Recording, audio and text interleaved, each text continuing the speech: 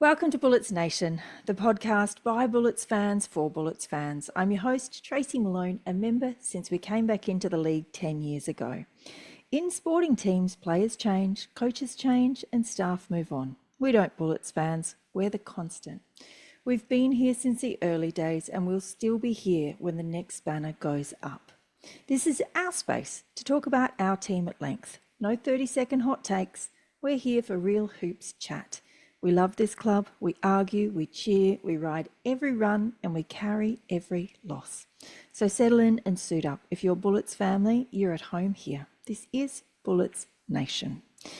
Let's tip off today by welcoming my co-host, Cameron Pawluck. Hello there. Definitely think today's episode is going to be very interesting.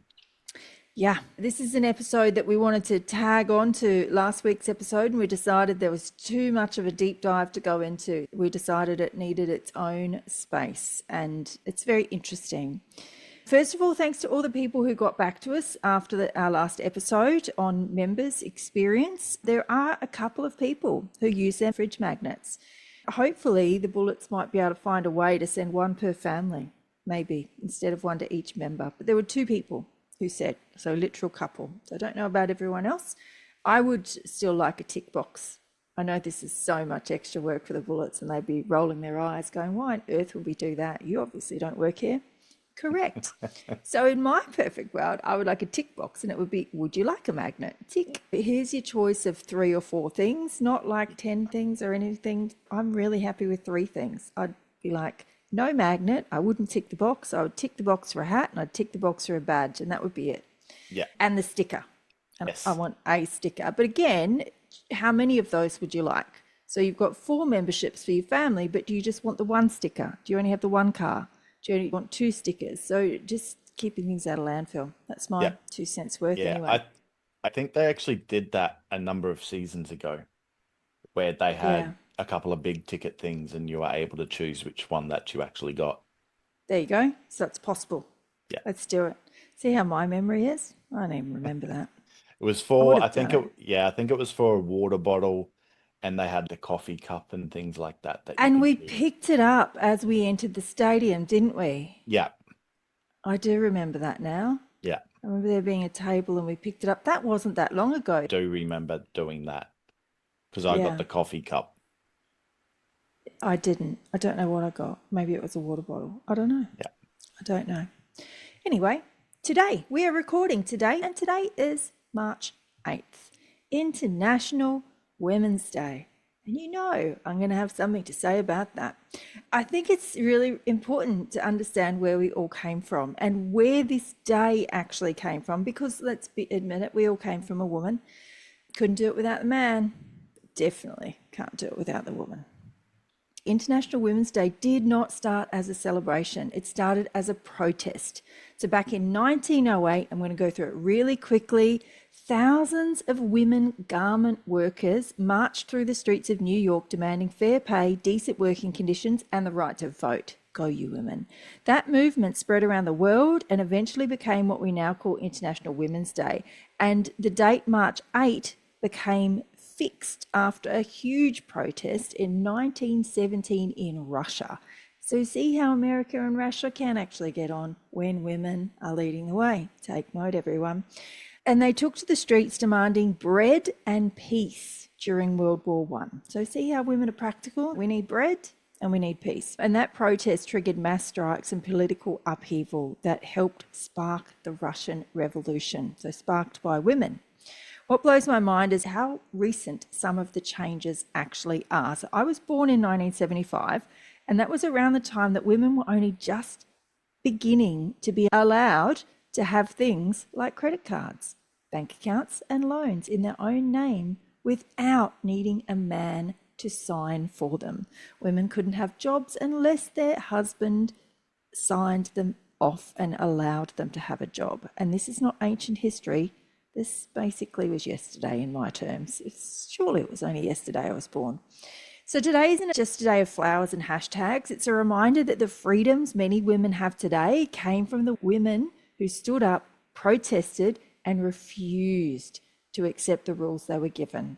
Those really annoying, angry, hard to please women, It came from them. And on that note, a shout out to all the women in the basketball world and the world of the Brisbane Bullets. The women playing the game, the fans in the stands, the journalists covering it, the physios, coaches, staff, and the mums driving their kids to training every week. And the mums of all the players who told them they could do this, play this game as a career, and stood by them then and still stand by them now. Basketball's always been a community sport, and women are a huge part of that community. So shout out to the women today. Absolutely. I know I wouldn't be able to get to my Brisbane Bullets games if it wasn't for my mum. So Yeah. she's the one who's taken me all these years to all the games. So yes. Yeah, Okay. absolutely. And that's the love of the game is there because the parent that drove you. Yep. And my mum did loads of the driving. My dad was very involved as well. He was a ref and they both played basketball. So we were around basketball from a very young age. But it was because they loved it that I ended up playing it and it became such a great love. Yeah. So in this episode, we're going to do two things today because Cam said, if we're doing this, why don't we do that as well? And I was like, pile it up. Let's go. Let's get all the things done. We're going to look at the NBL. We're going to cover some stats that show the massive discrepancy between teams in the NBL. And these show a clear division between the top teams and the bottom teams in the league. And we have the exact stats and reasons as to why this is. And it's not just talent and depth. Let me tell you that. Yeah. And then we're going to cover the stats for each player from the Bullets over the whole season. And a big thanks to Michael. He sat down with Claude AI after we mentioned 48-hour turnarounds and travel on a previous podcast. He came in and dropped in a whole bunch of stats for us of what he got out of Claude. We did have a little bit of a look and we said, oh, we can see some discrepancies in there. That doesn't quite match. So Cam and I decided to divide and conquer. And we did a bit of human and a bit of AI, and we've come up with some really cool things. Not cool things. It's cool that we're able to figure it out, but it's not cool what's going on in the NBL right now. So I hope the powers that be, Ben Hahn, is listening to this and he can take this to people because we are not sprouting opinions here. Everything we're coming is stats and facts. So what we wanted to look at, how far teams were traveling, which we've done this before. We wanted to look at the amount of 48-hour turnarounds, which Cam realised you had to put into AI 2-day turnarounds, because if it was a 48.5-hour turnaround, then they wouldn't correlate it for us, wouldn't pop that into the data. And then we wanted to look at injuries, how everything aligned. We wanted to really get in deep. So the first thing we looked at was the amount of injuries in each team this season and when those injuries happened. And this is where Bullets come to the top of the standings. We won in something and we won in injuries this season and the amount of players put on the floor. I just find that the teams that are down the bottom seem to be the teams that would dealt the worst injury or the most amount of injuries throughout the season. Yeah. So I actually collated where the injuries were in the body because why not? So if I had a choice, because going back to my own basketball life, I rolled my ankles about 12 times. They're like putty these days. They can just roll and pick up and keep going on. There's not much there holding them together. So I would have guessed ankles. So I was really surprised, or not surprised. It was really interesting to see that knees, 8 players went out with knees this season. The knees were slightly different. So there was hyperextension, ACL tears, Casey's was a hardware malfunction. Yeah. And bone bruising in their knees. So that was a few of the things that happened. The next one on the same level was hamstrings and foot, which I found really interesting because foot is different to ankle, of course. So hamstrings and foot had 6 people each. Yeah, only kind of something you can do to a hamstring, and that's tear it. Foot injuries, there were fractures in there. Yeah. Stress fractures, lots of stress fractures, and Jason Spurgeon had a surgical foot injury. I don't know what a surgical foot injury is, other than you had to have surgery on your foot. and there was a training injury. And of course, Will Magnay had a toe injury. Those little balances of all things, our toes, once they get injured, that is some Yeah. time out as well. Only 3 players did ankles: Sam McDaniel, Sam Wardenberg, and Ben Henschel. We had 4 players out with concussion. And what was really interesting, that your normal Shea Illy and Dellavedova were not on this list this year, which I found interesting, probably because Shea Which, was out with an injury. so I do think Delhi did have a concussion towards the back end of the season because he missed a few games there and he was on concussion protocols. So Okay, so I maybe think there was that, another one there. yeah, I think that one does go up. Yep, Yeah. yep. We had 2 players with Achilles tendons, 2 wrist and hand injuries, and 1 calf, 1 shoulder, 1 eye socket, ouch, 1 neck. That was Ben Gritsky when the backboard collapsed on him in the Yeah. pre-season down in Canberra. Still cannot believe that happened. We had 1 back, but we could also say Bryce Cotton would be a back injury too, because he had some time out with back injuries. And this Yeah. one is concerning. We had 1 collapsed lung, an unusual injury in basketball. I agree, that's very unusual. So God, I hope he come back from that, Malik Lewis? Yeah, yeah. So I don't think that was actually from a game. I think it came about from having pneumonia or something like that Yeah, and yeah, got hit that way. So I don't know how that works, but that yes, I makes a lot do. more sense. Yeah, I do remember him being out for that. I know, and once again, I know Daly was out for an extended period of time, but it wasn't an actual injury from basketball. I believe he Yeah, got a blood there are quite a infection or few. something. Yeah, and there were a few out with viruses as well, because they were Yeah. nasty viruses. We got hit with that, didn't we? Yes. Okay, so the next thing that we looked at, which we can go into a little bit more, is injuries, how they tallied with win-loss ratio. And it basically showed us that the win-loss ratio was absolutely 100% affected by injuries and players out. Where it became really interesting, and we'll get into averages a little bit more later, and Cam's got more of a breakdown of this. What we looked at then was how many kilometres were travelled in the regular season by each team. So I did this via commercial flights, because nobody's flying the way the crow flies, and nobody is flying private jets. So it's all commercial flights. And it's interesting to see that there is a massive discrepancy there. Surprise. So I think Perth had the highest number They did. of actual kilometres travelled. Yeah.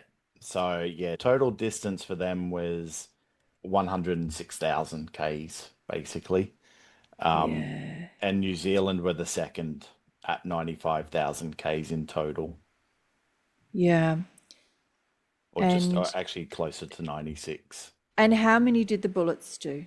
So the Bullets were at just over 57,000 Ks for the season. Yeah. I think they're sitting at fourth in my list of Ks traveled, Yeah.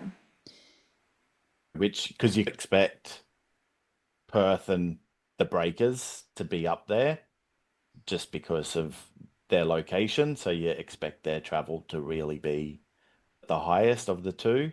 And then obviously Cairns and then Brisbane.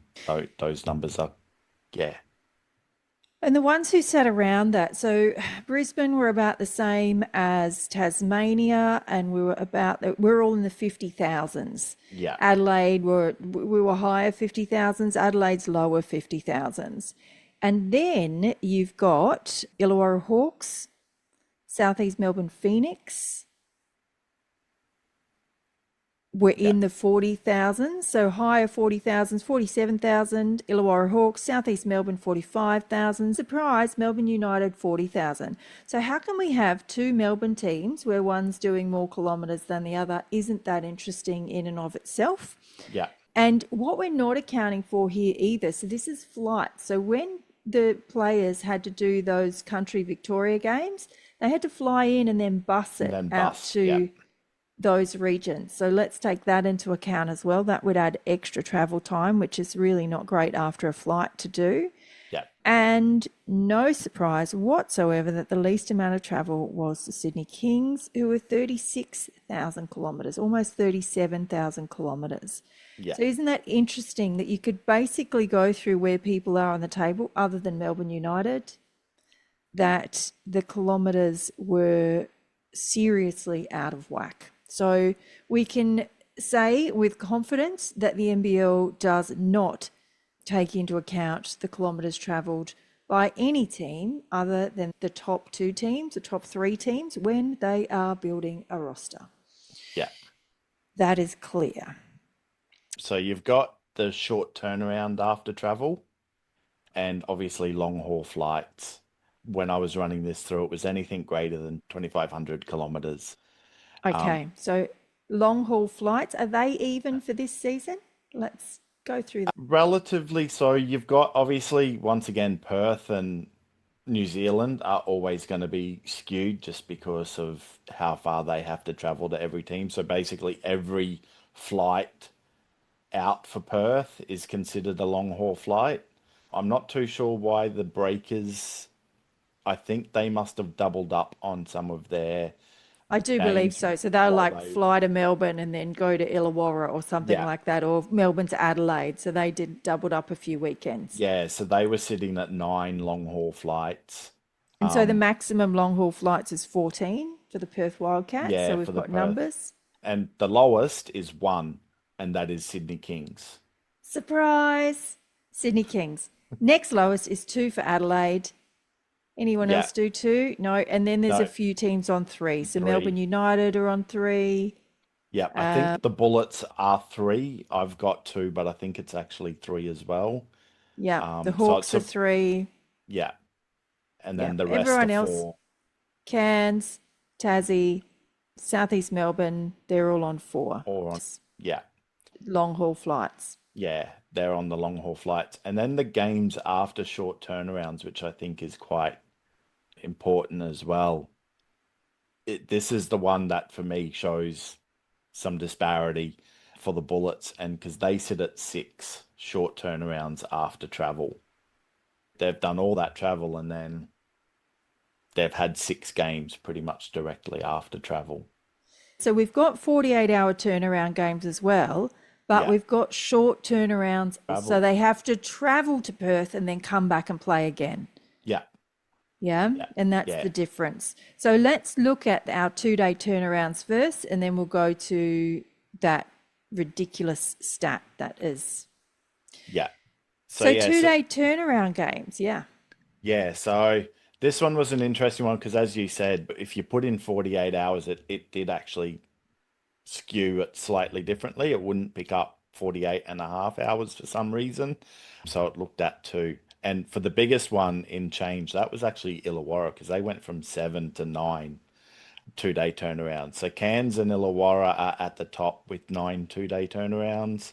And let's just take a moment to think about where everyone finished up on the ladder, as we say this, people. And you might want to Yes. start at the bottom. Yeah. Brisbane were on 8 2-day turnarounds. Tassie were also on 8 2-day turnarounds. Phoenix were on 7. And then we had New Zealand on 6, Adelaide on 6, United on 5, Sydney on 4, and Perth on 3. Yeah. And then that's where you can look at that short turnaround after the travel. Yeah. And because there is a difference between the two when it came to teams and injuries. So the amount Yes. of impact on injuries this season was crazy. Let's go from the highest number. Who had the highest number of short turnarounds after travel? Yep. So that's the Brisbane Bullets at 6. Yeah. So out of our 8 short turnarounds, we then had 6 games that we had to back up on Yeah. on that travel, Yeah. on those turnarounds. So, Yeah. and then Southeast Melbourne are on 5.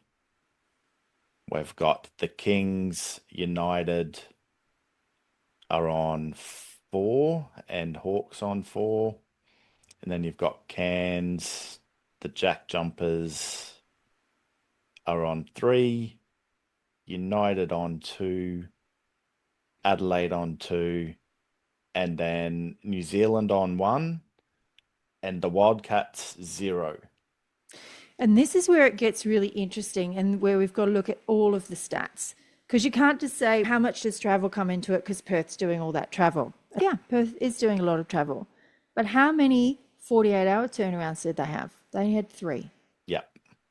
And then How many 0. times? Yeah. 0. 0. 0 after travel. So why are they in the finals when other teams are getting injured all over the place? Gee, the stat tells a lot, doesn't it, when you put all these things side by side? Yeah. So the anomaly in it all, I think, is Southeast Melbourne. Even though they were lower in the amount of kilometres travelled, but they're still right up there at the top as in terms of performance. They're Yeah. going to push. I think it will be a Sydney SEM final. I don't think Adelaide will get over them, just based on how they played in their first final game. They're ready. Yeah. They're ready to push for that Yeah. championship. They look amazing. And yeah, so it's just really incredibly interesting to look at these stats and to say, is there bias in the NBL schedule? The answer is yes, Yeah. Clearly. absolutely. So Melbourne United are absolutely being looked after. There's no question about that. And so are the Sydney Kings massively. Yeah. And the Perth Wildcats are as well. What the NBL / Larry Kesselman has been able to do is he's been able to say, well, they travel longer and they're always up the top, so we'll give them a fair go. But who cares about everyone else is Yeah. basically what they're saying. Yeah. And you found some things backing as to why. So what did you find there? Yeah, there's a bit of information that I was able to find just around the travel, short turnaround flying, and the effects that it takes on the athletes. So when you look at travel fatigue, jet lag, and how that increases injury risk and illness risk. So not just the injuries, we've had a few illnesses within the Bullets. So these types of things can have an effect on that.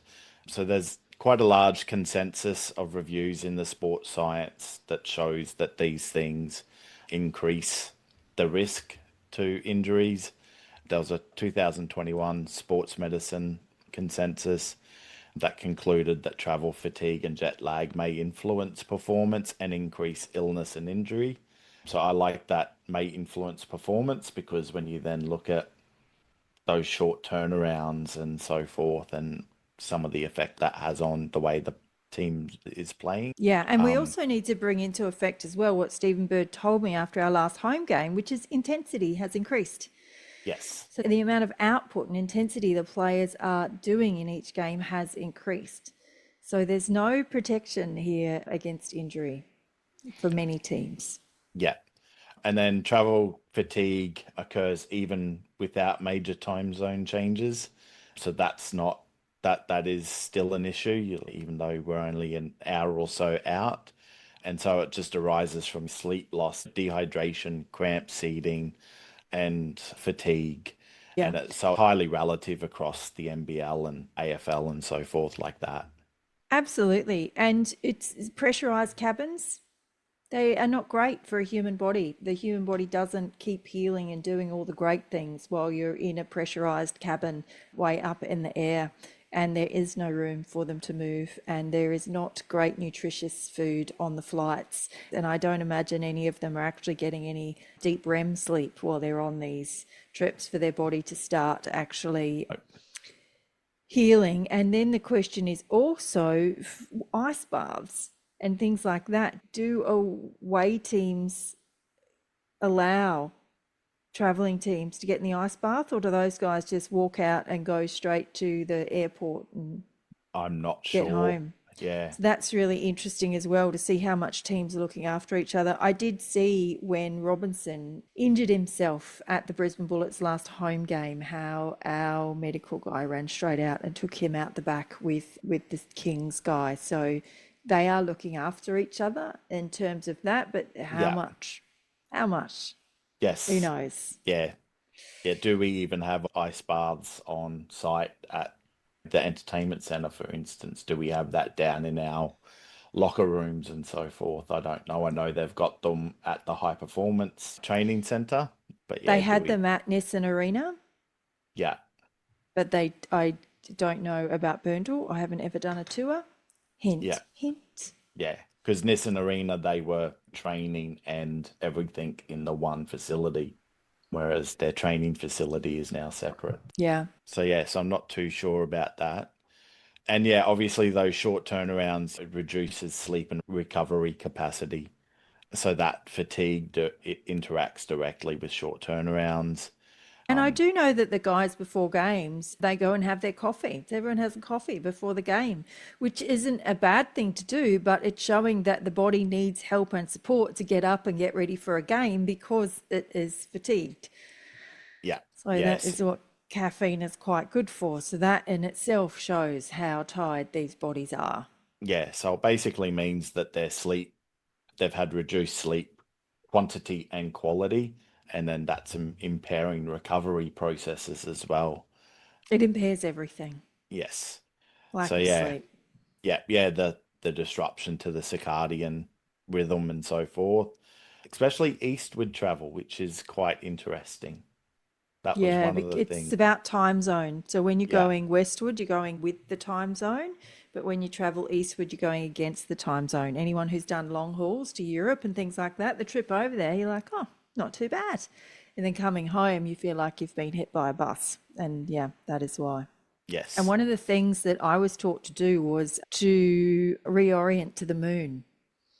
So when you get off at a new location, you try and find the moon and moon rising times and things like that. And apparently, standing and just spending a minute or two staring at the moon does something for that. obviously. So then travel fatigue, short rest windows, that's an increase to injury risk. Fatigue, including travel fatigue, increases soft tissue injury risk by reducing neuromuscular coordination and increasing mechanical load per effort. So the sports medicine consensus confirms that the travel fatigue is a multi-domain disturbance, so sleep, cognition, GI, physical fatigue, which may increase illness and injury risk. I And think that's then, really important. I think we need to say that again. The sports medicine consensus confirms that travel fatigue is a multi domain disturbance. yeah, Sleep, cognition, GI, physical fatigue, which may increase, they have to say may because they can't literally prove it, yeah, illness and injury risk. yes, yeah. And So then, let's yeah, take these depleted bodies that haven't had enough sleep and are exhausted from a game and then put them in the petri dish that is a commercial flight with all of these other immune systems that are carrying God knows what. So, in their depleted state, we're going to put them in the petri dish that is the aeroplane, and then they're going to have to get off and maybe play again once they get home. And they're meant to sleep and rest and do all the things. absolutely. Yeah. So then those short turnarounds compound accumulated fatigue by limiting the time for tissue recovery, rehydration, inflammation resolution, glycogen restoration, and sleep. So yeah, so it's not even just the occurrence of the injuries, it's recovery from those injuries. So if they hurt themselves while they're on travel and then they've got to travel back with that injury, that whole travel in and of itself can actually compound their injury and affect how long they could be out for. Yeah, because when they do injure themselves, every coach is asked after the game in the press conference, how's it looking? It's, I don't know, we'll have to wait for scans on Monday. So there's all this time that your medical staff don't actually know what they're dealing with fully. They've Yeah. got an idea, but until they have scans, x-rays, whatever in front of them, they don't actually know fully what they're dealing with and how to treat that specifically. So we're losing that time in travel as well, and we're losing that time even in a home game Yes. Yeah. because we play on a Friday night. Maybe they can't get a scan till Monday. Yeah. That's So right. And then the one that I think I find the most interesting is the performance and cognitive deficits from travel. So if you're looking at how many short turnarounds the Bullets had and then how many games they had to play after those short turnarounds, this is where I think it comes into because research consistently finds that there's a reduced reaction time, it decreases decision making and speed, lower movement efficiency, reduced repeat sprint ability. So these changes come from the combined effects of the sleep loss, the circadian disruption, your dehydration, your musculoskeletal stiffness after prolonged sitting. So for me, that one is probably the more important for the Bullets and their effort that they were able to put into those games after all that travel. Yeah, and this is where we have to go back to. I remember Mal Watts saying at the start of the season, our CEO, that he has fought for a better schedule this season than we've had in past seasons. And still, we are so far behind other teams, it's not funny. There is so much more fighting to do. And this is where we need lots of those advocates and lots of this kind of data to be able to take to the NBL to show the disparity that is happening amongst the league because it is real and it begs the question of even if we had a roster that worked from day one, can we Yeah. sustain not being injured with the type of Yes. schedule we have versus other teams? Yeah. Yeah. And are there Yes. things? Yeah. It'd be interesting to see if there's things that we can put in place. One of the things that was found that experience with travel reduces severity of symptoms. So this really did look at athletes with prior international travel experience, and they experience less fatigue, better sleep, and greater alertness on competition days. So it's suggesting that they adapt to the travel stresses. So that would, oh, maybe our imports, but because imports usually travel around the world and have played Yeah, in different places. yeah, But you could and also yeah, argue most of your players do that because if they're playing Puerto Rico off season or Japan or China and places like that. So lots of yeah, players would be seasoned to yeah. So international some of your travel. older players would be handle it a little bit better, but you'll find that your younger players, a lot of your rookies will often suffer more from all of the travel demands as well, which I think we actually had quite a lot. I think almost our whole bench, majority of our bench were rookies this year. So yes. So yeah, so obviously just a summary of everything. Reduced sleep, duration and quality is a major factor. Circadian misalignment, which hurts performance. Higher subjective fatigue and reduced alertness. Impaired shooting efficiency, which I think was a key for us. Rebounding and win probability. So a lot of that's come out of NBA data, which is how they've put that together. And then an increase in illness and injury risk due to systematic fatigue. Yeah. And systemic fatigue. So, what's really Yes, interesting is that systemic. a lot of this data is coming out of the NBA, and we have in Australia highly regarded and some of the best sports science people in the world. So, I wonder where the data is for the NBL. Yeah, that'd be interesting to see. I'd like to. Yeah. Are they tracking any of this as well? Yeah. And doing that, maybe that's a Professor Bird could do Professor a Stephen Bird, we are yes. speaking directly to you because you have the ability. You have Yeah, the ability and resources to do this. And what a great thing to run alongside what they're building at the Bullets to be able yeah, to take this data in. And because you can sit and say there is schedule bias in the NBL, but you have to have something to back it up. And these yeah, stats back it up. Thank God for AI. Look what we're able to do. yes. So you came up with things that what teams can do, Yeah, evidence-based so there's strategies. just some things that they can go just based on the consensus. Sleep banking before trips, so increasing their total sleep in the days before travel. Controlling their light exposure to stabilize circadian rhythms. Managing hydration and nutrition during flights, which I'm sure the teams are probably doing already. Using melatonin when appropriate. So it just, And I that's a get, tricky one.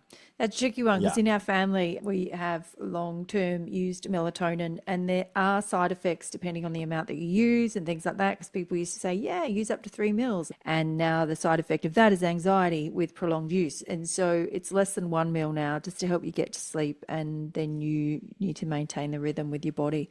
So that one's a tricky one that I'm sure those sports science people will be all over. yeah. And then minimizing travel day stress. So pre-boarding meals, compression garments, and avoiding long layovers, which They that have no doesn't, control yeah, over. you don't Yep. necessarily have control over. And then aggressive recovery protocols. So hydrotherapy, mobility work, targeted naps, and load modifications after So I those think, things. yeah, I think those things they would be doing. Yeah, Yeah. yes, I agree. So there's probably some that they already are doing, and maybe a few more that they could be looking at Yeah, those across the last board. ones, the hydrotherapy, mobility work, targeted naps, and load modifications, I reckon they'd be doing. Minimize travel day stress, not much you can do there. Pre-boarding meals. They were having lessons with a nutritionist or dietitian, which are amazing, teaching the guys how to feed Yes. themselves. Yeah. But it would be interesting to know, what can they do on flights? What do they do at airports? Can you pack meals for 12 people? Yeah, I don't think you can. Yeah, so there Yeah. really is a lot, and airplane food leaves a lot to be desired for an athlete. Yes. So that's, I always took a snack box traveling with kids, but I don't know if I could do that traveling with an athlete. No. Um, Yeah, yeah, so one thing I do think we need to mention, and I see it a lot out there whenever we talk about travel in the NBL, and I know when Scott Roth brought it up towards the end of the regular season and people had to go and they're like, the NBA players, they play 82 games a season and they play back-to-back games, but they're usually traveling on private jets, or at the very least, they're in first class, which we yeah, know the NBL teams don't. yeah. They're usually in commercial. And with private jets comes the ability to control hydration, Yeah, control meals. yeah, They would have a chef on that flight who's got the specific meals for the specific people. I listened to a podcast years ago. The star players over there who are on millions of dollars, they have their own trainer. yeah, So they have the strength and conditioning and the medical people and all of that for the team, and then each player will have their own. And this podcast was with LeBron James's personal guy. So yeah, every time LeBron James finished a game, he said, "What do you do? Take me through it." Tim Ferriss podcast. It was years ago now. Couldn't even tell you the guy's name. And I remember he said, "We start at the bottom." And I say, "How are your toes feeling? How are your feet feeling? How are your ankles feeling? How are you cut?" Like he goes through a full body review on one player and one yeah, player only. And his job is to keep this body going. He alone does the meals, nutrition, everything for him during an entire season. He yeah, works with the other teams, but he does the rehab.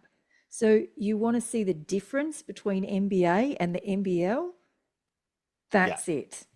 The top players have their personal people. And if that guy says he needs a game rest or he can only play for 10 minutes this game because the people will want to see him, but he needs a rest, then they will give him a rest. And they manage those bodies during that season in a way that the NBL absolutely is not able to do. yeah. And when you look at it, they still experience injuries throughout the season. You've got those higher level players taking rest days far more often these days than ever before, and they still manage to get injuries just because of all the travel that they're doing. And load impact, there's only so Yes, much you can do. yeah, but yet they travel on private jets or at the very least first class. I Yeah. do think it's something that the NBL should be looking at is partnering with an airline because I don't think it's something that we actually have anymore. And I just think that is very muchly needed. And surely there's a way that they can work with the airlines to help the teams in these types of situations. Yeah. Because even the shortest players are going to be uncomfortable Yeah. on those flights. And Uh, yeah, maybe not Jordan Crawford or someone like that. yeah, I think I'm maybe. taller than them. Yeah. The little big man society. Yeah. They can have the normal seats. But even then, just to stretch out, just to be able to move, just to not have a seat right in front of you, Yeah. it makes a difference. Yeah.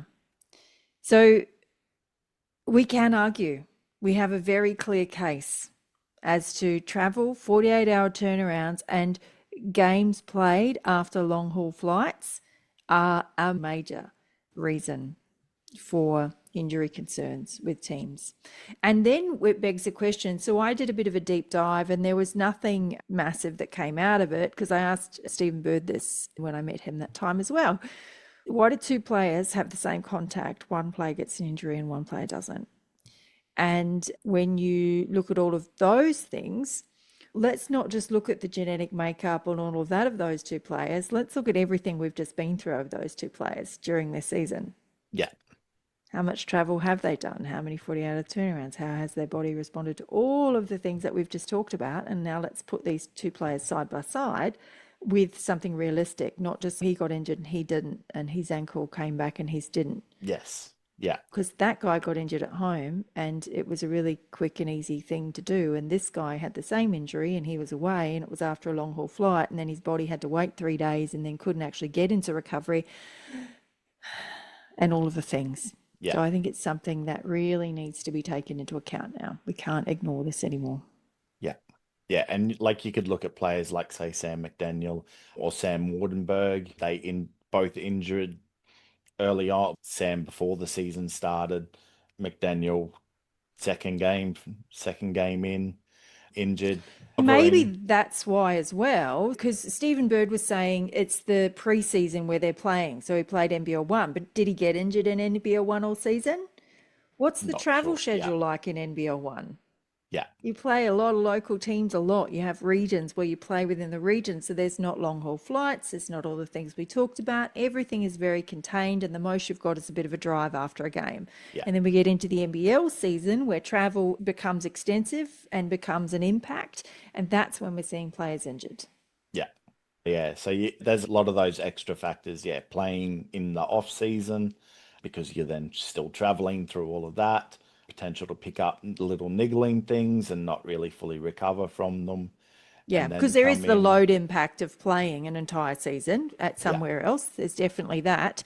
But yeah, it's just interesting when you put all of these things side by side. That's a bit of a deeper dive. I'm Yes. not sure AI could handle that one.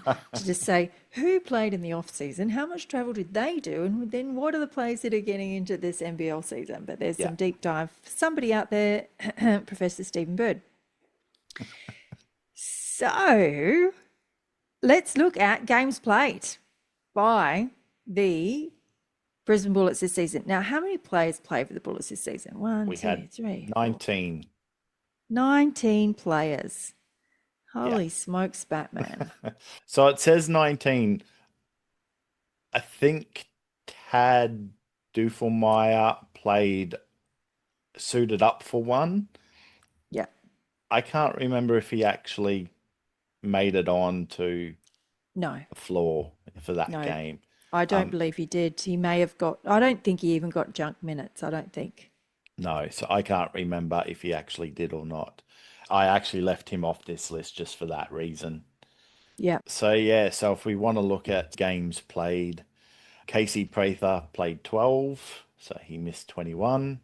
Hunter Maldonado played 10 for us, and I think that was pretty much all 10 games that he signed on when he signed on.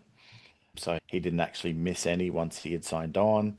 Tyrell played 25 games, so he only missed 8 this Felt like season. more. It did, it felt like a lot more. Javon Freeman Liberty only played 9 games. Jalen Adams, 13. Let's stay with our imports and how many imports we had this season. Let's do them. So we've done Casey at 12, Hunter at 10, Yeah. Javon Freeman Liberty at 9. We had Jalen Adams at 13. We had Terry Taylor at 17. 17. Yep. Dakota Macias at 8. Lamar Patterson at 9. Are there any more Nope, that's all of our imports there? imports. Yeah, So we had that's it. 7 imports Yeah, this year. and not one of them played a full season. Not one. And who played the most? Terry Taylor played the Terry most Taylor, at 17. 17. Should have been 18, but one of those games would have been suspended. So Yeah. yes. Yeah. Out of 33 So games yeah, in a season. That's what we were going. That was the yeah, kind of continuity we got. yeah. And then Jacob Holt was at 22 games. I'm trying to think, did he once he came back into the lineup, did he? I don't think he missed any after that, which was pretty good. So he obviously started the season with that hip surgery, so that's why he was out for the first 11. Let's bunch them a bit. The highest, who played the most games? Alex Dukas with 30. Yeah. So out of 33 games, so no player, not a single player for the Bullets played every An game entire of the season. season. So Yeah. let's just look at that. And all of these top players that we're talking about, so everyone we've talked about so far has been in the starting lineup at some time. Yeah. And so the next most games was 29. Yep. By Tristan Devers. That's our DP, who's meant to be DP. playing a couple of games and a bit of junk minutes here and there. Yeah. And then Towie Smith and Jack Purchase at 28 games And apiece. Tane Kane and at Tane Murray. 28. Yep. At Yep. 28 games apiece. Yep. And then the last was, Nordo at 23 and Yep. McDaniel at 10 Yep. games. And our little benches, so Callum and Jensen had 16 and 13. Yes. Yeah. Yep. So it just goes to show, we're giving you that stats. It just goes to show how many games the Bullets actually played. There was no continuity, no consistency. How do you get into a flow? With Bradkey, I'm pretty certain suited up for every game, but he certainly didn't get on the court for every game. He only had those And 13, but he was at that's least right. suited up. And same with Purchase. I'm pretty Yeah. certain he suited up every game as well. Yeah, and that's what you expect from DPs. But then Tristan Devers was the anomaly, the wonderful, not risk, wonderful anomaly of the season was that he Yeah. was able to pull through there. All right, let's go to the Bullets stats for the season, all of them. So many players. So we've been through games played. Now let's look at points per game.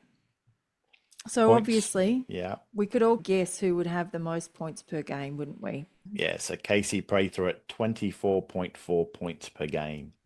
Yeah. And for me, it's then a decent separation from, not decent, but a good separation from him to the next, which was Hunter Maldonado at 17 points a game. Yeah. And what we're really looking for out of imports when you have star imports is we need more than 20 points a game from our imports. And this is where when they said we got our imports wrong, this was one of the things. So they got imports with talent, but did we get imports that are able to step into a team and become the main scorer, the main guy? And that's where Casey Prather's been able to shine. Yeah. In that position. That if the ball goes to him, it's like watching Perth play Melbourne last night. Their imports stepped up.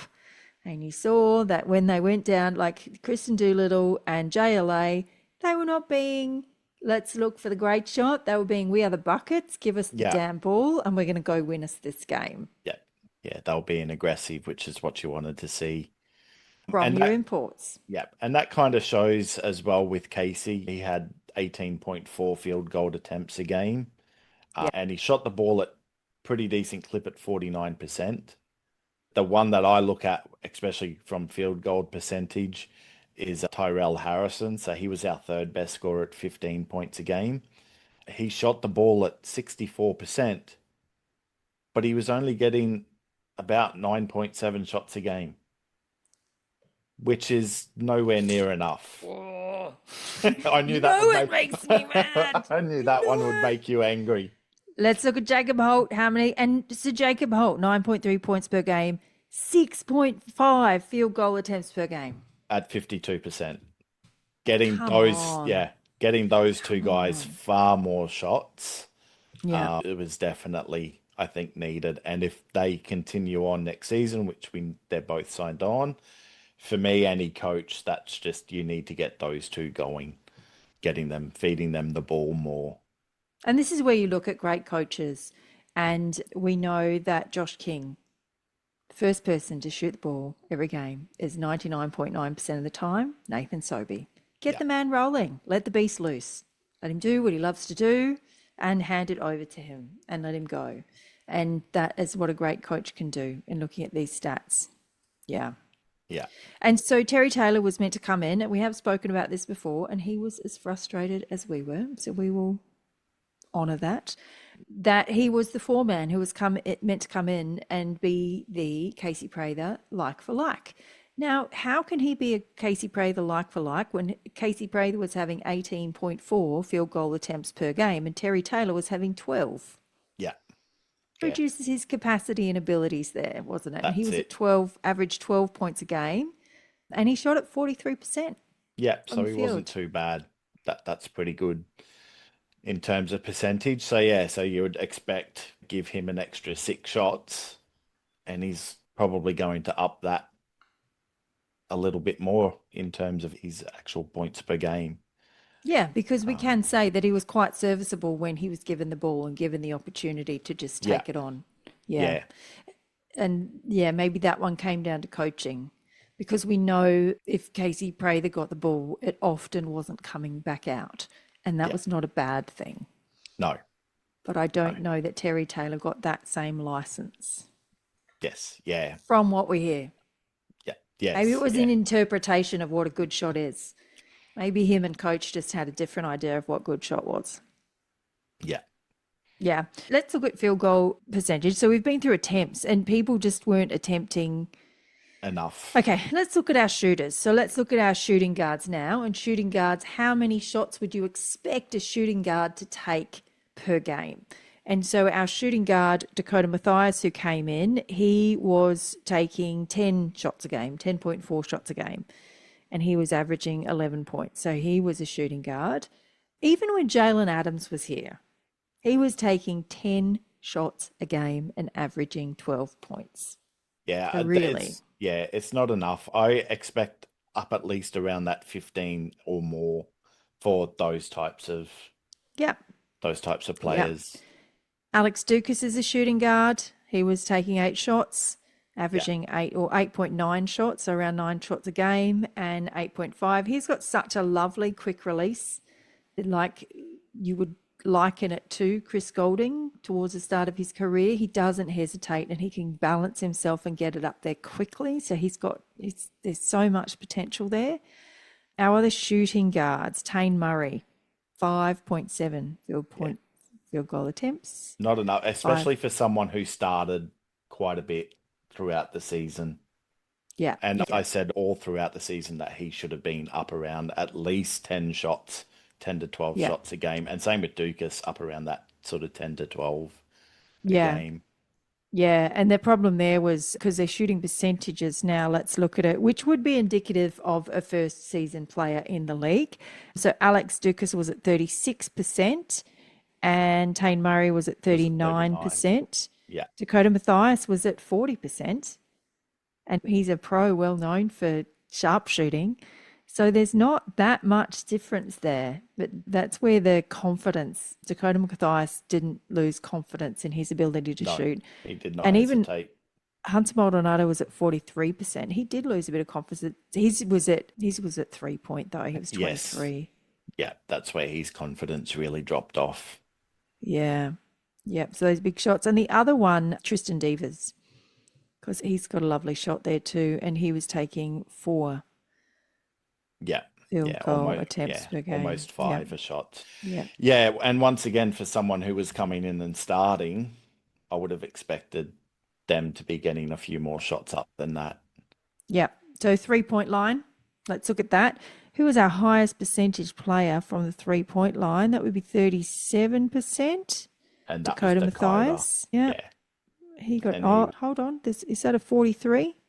oh, 43 for 43. Sam Sorry, McDaniel. Sam McDaniel at 43. Yes. And Yeah. only on 2 attempts a game. Yeah. Once again. And I think a lot of us were asking for him to shoot that ball more. Obviously, he only had the 10 games, so that's a bit hard to do. But in those games, you could also see that he was a little bit hesitant to put them up. And that's Um, where it's so frustrating with Sam McDaniel. Can he play in bubble wrap? I love yeah, him as a player. There is no team I would not put him on.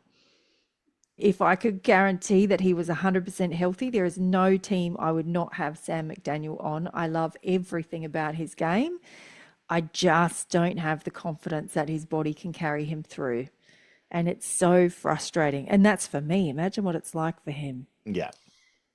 All right. So who else was decent? 3 point percentage. 33% from Tyrell Harrison. What's going on there? because he only shot two. How many He did he only shoot? shot how many attempts? A point It doesn't one have per game. It full doesn't actually, yeah, I season. don't have the actual I how think he many. only took two or three in the season. He might have nailed two of them and missed Yeah, one. yeah, So McDaniel, yeah, 43. So everyone, there was players in the 30s, Prathers in the 30s, yeah, 31. Jalen Adams was at 30%. yeah. Divas was at 34%. Murray was at 32. And see, when you look at that, Lamar Patterson was at 30%. So even Casey Prather, you would back him on a 3-point. Yeah, And look at the young guys, first season in, they're at 28% for Alex Dukas. We had Tristan Davis on 34%, and we had Murray on 32%. yeah, Guys, totally serviceable. Should have listened yes. to me when I was yelling, shoot it. Shoot it. Yeah. Yeah. With Prather's percentage, he was down compared to last season. So I Yeah. think he was up either high 30s or low 40s last season. It was almost backing him in to put that three ball in. But I did notice that, yes, he had dropped a little bit this season, and that clearly shows that. Yeah. And he had, so Casey and Dakota were at 6 attempts per game. Yeah. Dukas was at 5.4 per game. Then we've got 4.2 for Javon Freeman Liberty. Yeah. Then it dropped down. So There. Murray, so our sharpshooters again, we had Davis 1.8, terrible. Tane Murray 3, not great. No. Dukas 5.4, better. I like it. And that's why he's got that quick release and he does have the confidence, but I don't know whether that was a coaching decision to say, Yeah. let's stop the threes, maybe. Not Yeah. sure. I will say with some of his as well, I felt like they weren't great looks. They were, he needed to get them up type thing. They were like, Under pressure, yeah, under late pressure, in the, lower, late in the shot late in the clock. shot clock. And so they were forced up, Yeah. not the shots that you would expect him to be set in the corner or Yeah. out type thing, which is where he was excelling at in the NBA. And so, yeah, they weren't those kind of shots. Yeah. Free throws. Shithouse. Everyone. Shithouse. Let's say that. Move on. You'll need to practice. Except for Dakota Mathias, who was at All right. 91%. Yeah. All right. He's serviceable. Hold on. Jack Purchase, 100%. Yeah, but no, because he had no attempts. I was going to say there's zeros before that. So how does that work? I don't know. That should be a dash. I don't know what they did there. Yeah, I'm not You too got sure these what off happened there. basketball.com.au? So, yes, Fellas. yeah. You had us excited. All right, let's go through it. Let's name and shame. 87% Mitch Norton. Well done, Nordo. 80% to Dukas. Nicely done. Somebody who I thought would have been higher was Jacob Holt. He showed those first few games. He was sitting at 100%. He was looking amazing, and then he did have a couple of shockers. Right off, yeah. JFL was 80. Did we say that? Jalen Adams, 75%. Yeah. And Casey was 75%. 75. Maldonado, 70, 61. Tyrell Harrison at 61. We need that up, big fella. Yeah. For next season. But yeah, it was just pretty ordinary. Yeah. And Maldonado was another one of those. He came in and he was pretty good from his free throw shooting. And then towards the last few sort of games, it dropped way off and he was missing some in key moments.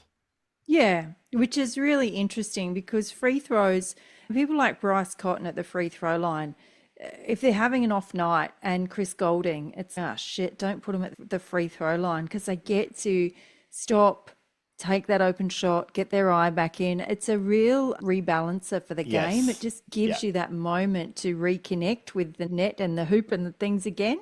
So that is something that really needs to come up a lot next season because, my God, you've worked so hard to get that foul and you literally have no one there in front of you. Anytime I was at the free throw line and I was a bit nervous, I'm like, it's a free shot. It's free. Take it. And that's how I took myself into that.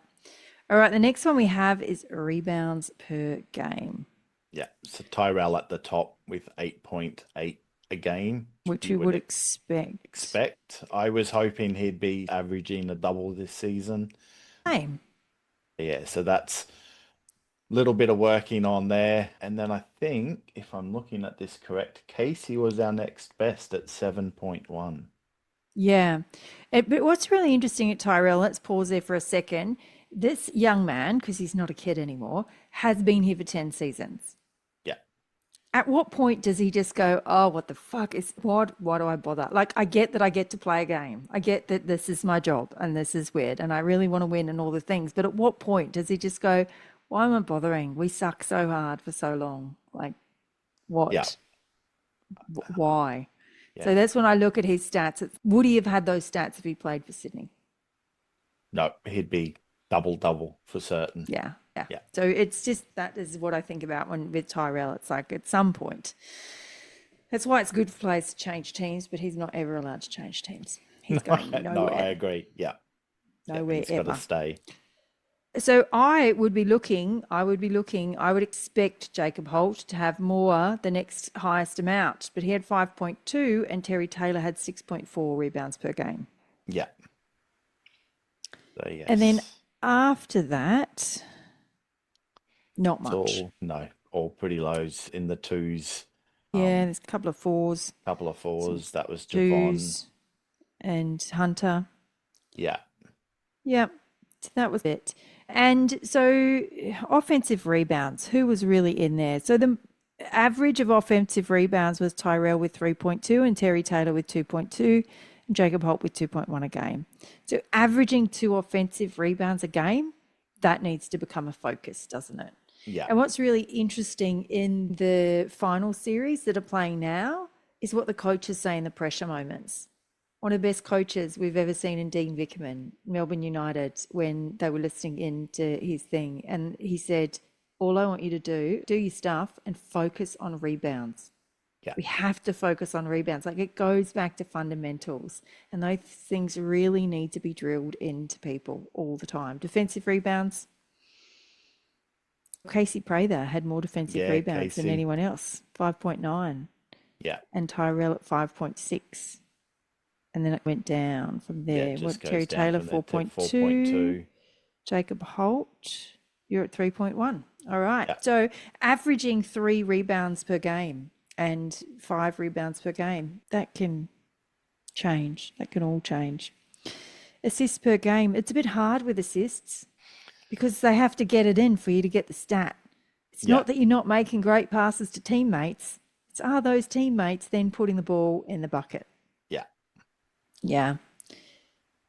So So the we had, highest average. yeah, Yep. it was Jalen Adams at 5.3, even though he only played 13 games for us.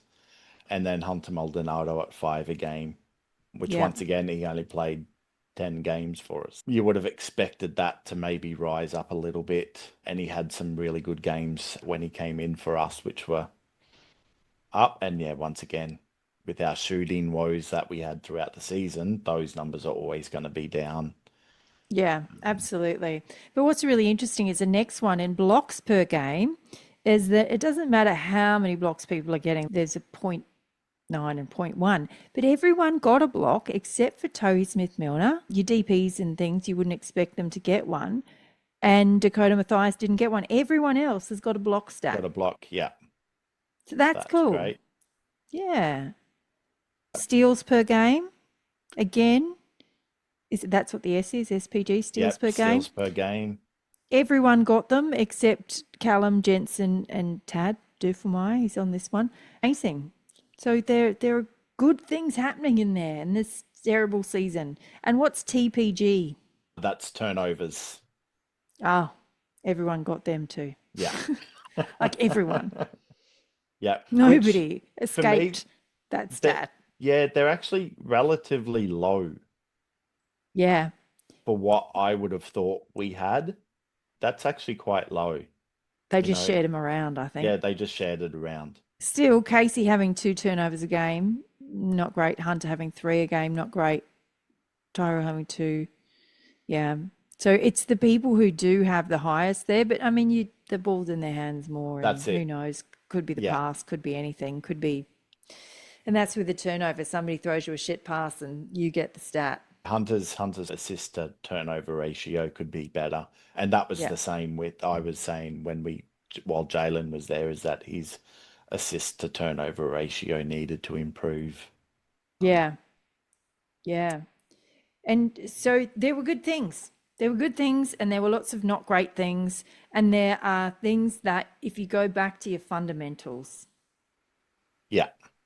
things Yes. can change for next season, no matter what team any of these players end up in. Go back to your basics, learn how to box out, remember how to box out. You all know how to box out. What am I talking about? Remember your boxing out and free throws, man. Free throws, free throws, free throws. It's how I started complaining at the start of the season, and It went it down from there. yeah. I think there was only one game where it was okay, wasn't it? Yeah, we had a small little patch where it looked like they had fixed, and it was after they had finally gotten, because we had all that travel, and then they got a few home games, and it looked like it was getting better in that little patch, and then it just went back to not looking good.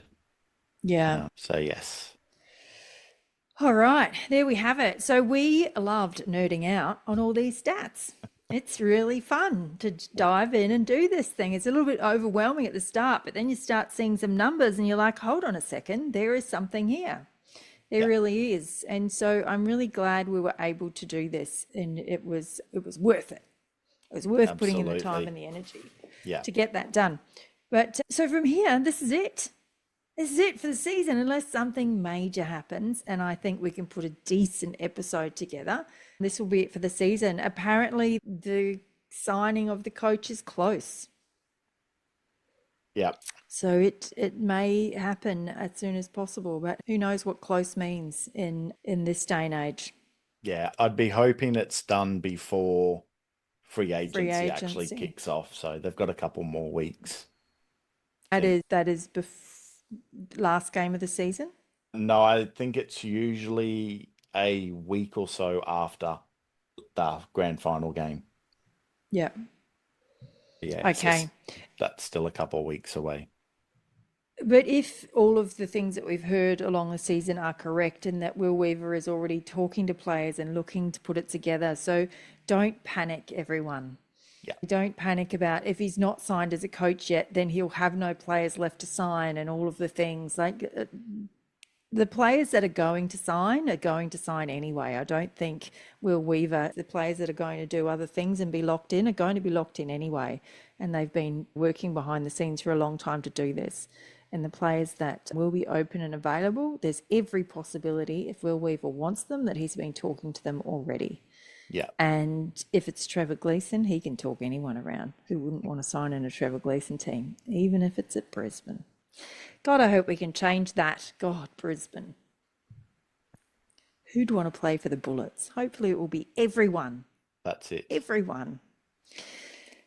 All right. Thank you and well done. Now, Cam, you've got another podcast you're doing. Can you tell us about that, please? Cam's got excited about podcasting. I have, thanks to Tracy and pulling me into this one. I've kicked off my own. It's called Inside the Keyway. I'm hosting that with a good friend of mine, Nathan, that we're looking at the whole of the NBL, so not just focused on the Bullets. We're looking at every team, and we've kicked it off last week with our first episode, and we're currently just looking at obviously just the finals as they're going. And once the finals are done, we're going to really do a deep dive into sort of the breakdown of each team in their season and looking at their free agency. So yeah, it's on YouTube and Spotify and Apple Podcast as just Inside the Keyway. And I've got all the socials as well. So Instagram, Twitter or X and Facebook. And so yeah, so episodes weekly, either Monday or Tuesdays they'll be out. We're recording every Monday evening at the moment. And I am learning how to do the things that Tracy does for us here and finding Yay. how fun and difficult that can be at times. Yeah, I it's think, moderately time consuming, but yeah, it's fun. That's why you got to love it. That's why when I started this podcast, I really thought about it. But I've been podcasting for 10 years, so it wasn't new to me. And I thought, oh, I could do that. That would just be fun. I would actually really like to do that. That would be yes, something I would enjoy to do, but I'm going to take back my Sundays and I'm going to enjoy my Sundays from here on Yes. in. I'm going to do whatever I want on a Sunday from Yeah. now on. And I'm losing my Monday nights. Yeah. That's Yeah. okay. Now, I did listen to your first episode, and Nathan used to be a Bullets fan, and now he hates the Bullets and he goes for someone else. What's going on there? Yes. So I wouldn't say he hates the Bullets. He's just over the constant losing. And he used to support the Magic way back in the day a little bit. And so he's now converted over to being a Phoenix supporter. So, Yeah. yes, the trader, as I often referred to him. But Nice. I can understand why. I'm surprised there haven't been more turncoats. Yeah. True. Very true. And I think lots of people have a second team anyway. Yeah. Yes, I Yeah. always have, and I'm now looking for a new second team because that team was Yeah. always the 36ers. Yeah, I've always liked all the teams. And I just like teams put together. Like I love the team that Southeast Melbourne's put together. I've always loved Perth's team, as in the players that are there.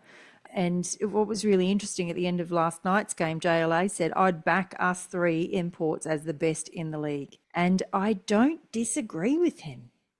Yeah, If I got to just go, which three imports out of any team do you want to steal from anywhere in the league? I would Perth, 100% Perth. Over Sydney's, I would, even though Kendrick Davis is in there, I would take Perth's three over any other three in the league. So it's yeah. nice to see them hitting their strides. And I hope they'll give Sydney a run for their money, but they won't win. No, no chance. No, no. And I would be really surprised if Adelaide beat Southeast Melbourne based on the way Southeast Melbourne came into their first finals game. Yes, yeah. They looked like they had found their groove again. Yeah, they're ready to win. They were Yeah. not messing around. They were very focused and delivered. Beautiful. Thanks, everyone. Now, my DMs, everything is still open. So if anyone's hearing anything, wants anything spoken about, confirmed, all the things, you know where to find me. Our chat group is still running. We are coming in and doing predictions of all the finals games in there. And that's where we deliver anyone who's hearing some news, we deliver it in there too. So if you would still like to join our chat group, you are more than welcome to. Everyone is always welcome.